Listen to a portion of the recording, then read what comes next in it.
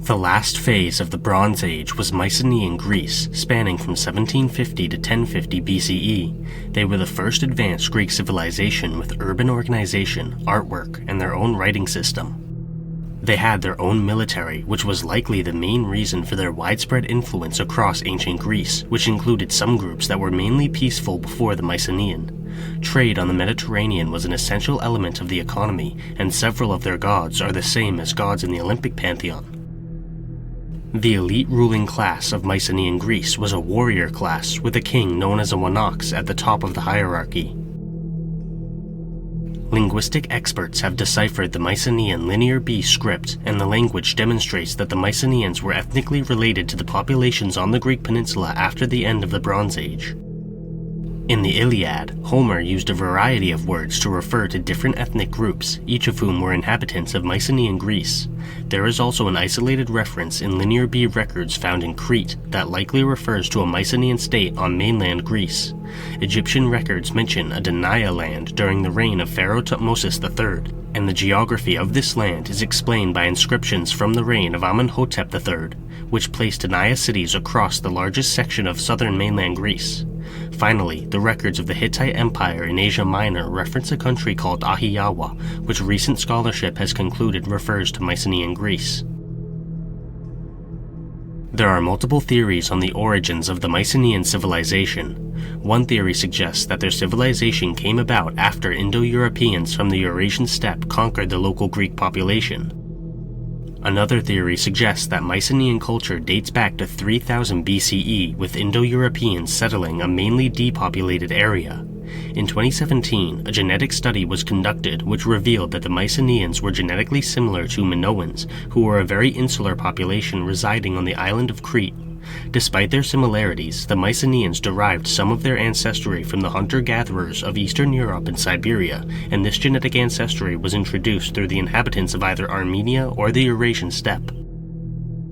The mainstream consensus in today's academic world is that Mycenaean civilization began around 1750 BCE, and it evolved from the local socio-cultural landscape in mainland Greece during the early and middle Bronze Age.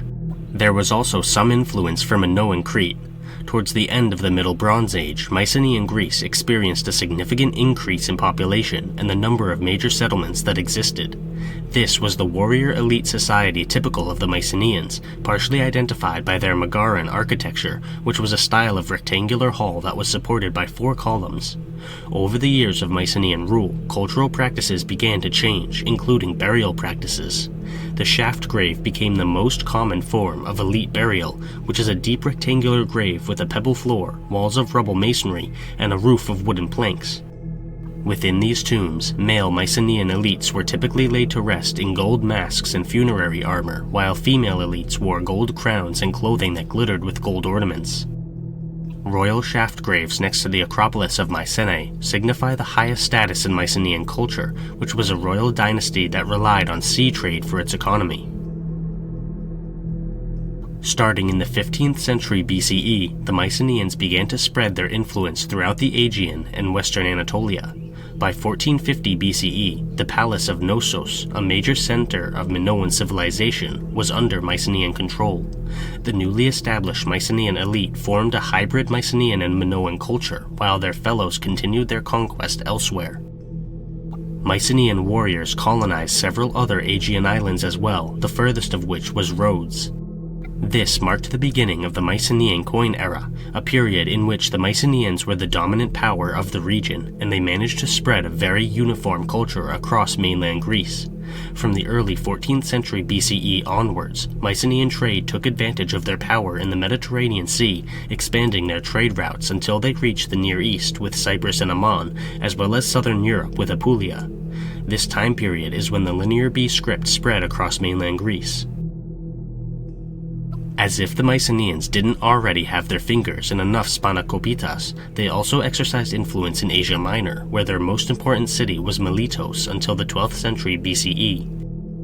Hittite accounts indicate that the Mycenaeans were capable of diplomacy with and military dominance of the Hittites, and they gained extensive political influence in western Anatolia by encouraging anti-Hittite uprisings. In 1400 BCE, the Hittites recorded the attacks of a Mycenaean warlord against Hittite vassals in western Anatolia. In 1315 BCE, they recorded an anti-Hittite rebellion that was led by a Hittite vassal called Arzawa, which was supported by the Mycenaeans. During the reign of the Hittite king Hattusili III, the king of the Mycenaeans is given equal differential status as the other great rulers of the Bronze Age. Around this time, the mainland Mycenaeans constructed palaces in their main cities, as well as defensive walls made from limestone boulders. In Crete, where the Mycenaeans ruled through a system of bureaucracy, they installed the throne room. The big mystery surrounding the Mycenaean civilization is the cause of its collapse. Scholars have speculated about the reasons for the fall of this once powerful civilization, but nobody knows for certain. The first wave of destruction occurred in 1250 BCE when Thebes was burned to ashes. The nearby city of Orchomenos was abandoned, while the fortified area at Gla contains evidence of a targeted destruction because only the 4 gates and the main building were burned before the site was abandoned. A number of buildings around the citadel in Mycenae were also attacked and burned.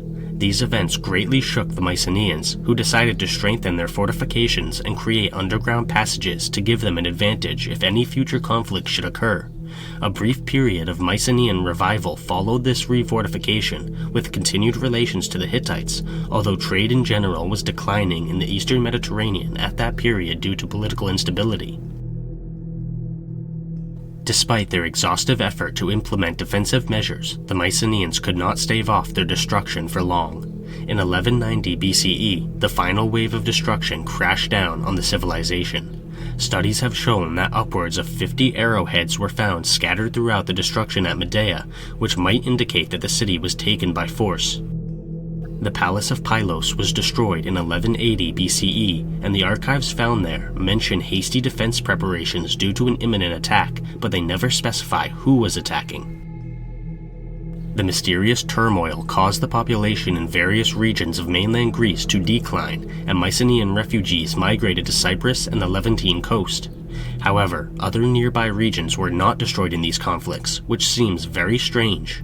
The Ionian Islands, a number of Aegean islands, and the region of Attica all prospered during the fall of the Mycenaean civilization.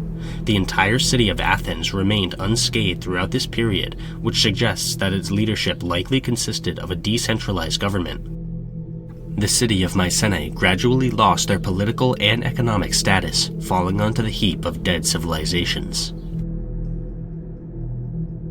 The two most common types of hypotheses for the collapse of Mycenaean culture relate to population movement and internal conflict. For example, the fall of Mycenaean civilization coincides with the activity of the Sea Peoples in the eastern Mediterranean, who were a group of tribes that attacked various eastern Mediterranean regions and Egypt around 1200 BCE. They caused widespread death and destruction throughout Anatolia and the Levant, and they were only defeated when they made the poor decision to attack Egypt, which was ruled by the warrior pharaoh known as Ramesses III in 1175 BCE. Ramesses was known for his cunning military strategy, and he proved his skills to the Sea Peoples by crushing them during their invasion. Alternatively, other scholars have suggested that the fall of Mycenaean civilization was caused by infighting amongst various states. This internal conflict could have been rooted in the strict hierarchical nature of Mycenaean society or the ideologies of the Wanaks. Yet another hypothesis suggests that the fall of Mycenaean civilization was similar to many other ancient civilizations: migration due to overpopulation. At the end of the day, the cause of the Mycenaean collapse is still unknown, but it sent the region spiraling into a period known as the Greek Dark Ages. It's fascinating to think about the end of a civilization and what could possibly cause such a massive collapse.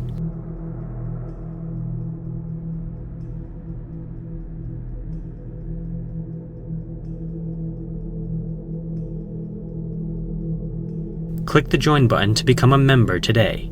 Channel members receive exclusive content as well as early access to all my content.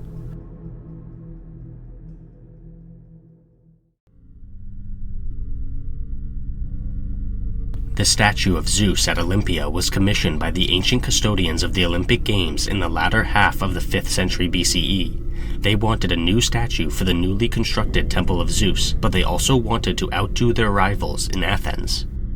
They hired a sculptor named Phidias, who is the same sculptor that created the statue of Athena Parthenos in the Parthenon. The statue of Zeus was massive, a truly impressive work of art considering the lack of modern technology at the time of its creation. The statue occupied half the width of the temple aisle that was built to house it, and a geographer named Strabo from the early 1st century BCE stated that the size of the statue gave the impression that, if Zeus stood up, he would break through the roof of the temple. The statue was made with ivory and gold panels on a wooden substructure. The 2nd century CE geographer and traveler named Pausanias described the statue as follows. The statue was crowned with a sculpted wreath of olive sprays and wore a gilded robe made from glass and carved with animals and lilies. Its right hand held a small chryselephantine statue of crowned Nike, goddess of victory, its left a scepter inlaid with many metals supporting an eagle. The throne featured painted figures and wrought images and was decorated with gold, precious stones, ebony, and ivory. Zeus's golden sandals rested upon a footstool decorated with an Amazon maki in relief. The passage underneath the throne was restricted by painted screens. Pausanias also mentioned that the statue was always coated in olive oil to counter the harmful effects of the altus grove on the ivory. The majestic appearance of the statue was more than enough to stir the superstitious feelings of ancient people. The Roman general Aemilius Paulus saw the statue and was moved so much that he reported the experience was almost like seeing Zeus in person. The 1st century CE Greek orator named Dio Chrysostom declared that a single glimpse of the statue would make a man forget all his earthly troubles. According to Strabo, Phidias used the words of Homer to model the statue. The son of Cronos spoke and bowed his dark brow in assent, and the ambrosial locks waved from the king's immortal head, and he made great Olympus quake. Finally, it was reported that Phidias immortalized his lover, a boy named Pantarches, who won the wrestling event at the 86th Olympiad. According to this version of events, Phidias carved the phrase Pantarches kalos into Zeus's little finger, which translates to Pantarches is beautiful. He also placed a relief of Pantarches crowning himself at the feet of the statue. According to Pausanias, when the image was quite finished, Phidias prayed the god to show by a sign whether the work was to his liking. Immediately, runs the legend, a thunderbolt fell on that part of the floor where down to the present day the bronze jar stood to cover the place.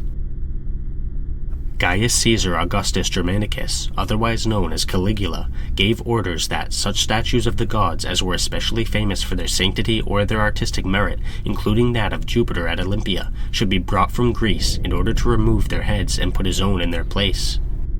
However, Emperor Caligula was assassinated before this could happen. Later on, as a new superstition called Christianity was replacing the Greek pantheon, the Christian Roman Emperor Theodosius I banned all participation in pagan cults and closed the temples in 391 CE, which caused the sanctuary at Olympia to be abandoned.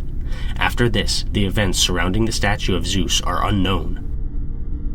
An 11th century Byzantine historian named Georgios Kudranos asserted that the statue was carried off to Constantinople, where it was destroyed in the Great Fire of the Palace of Lausus in 475 CE. Another hypothesis is that the statue was destroyed alongside the temple in 425 CE. However, a Hellenized satirist named Lucian of Samosata referenced the statue in one of his works, which is from the 2nd century CE, so this implies that the statue was destroyed at a later time than 425 CE. Regardless, the fate of the statue of Zeus remains unknown to this day. Was it destroyed on accident by a disaster, or on purpose by someone with disdain for ancient Greek culture? We'll probably never know the answer for certain.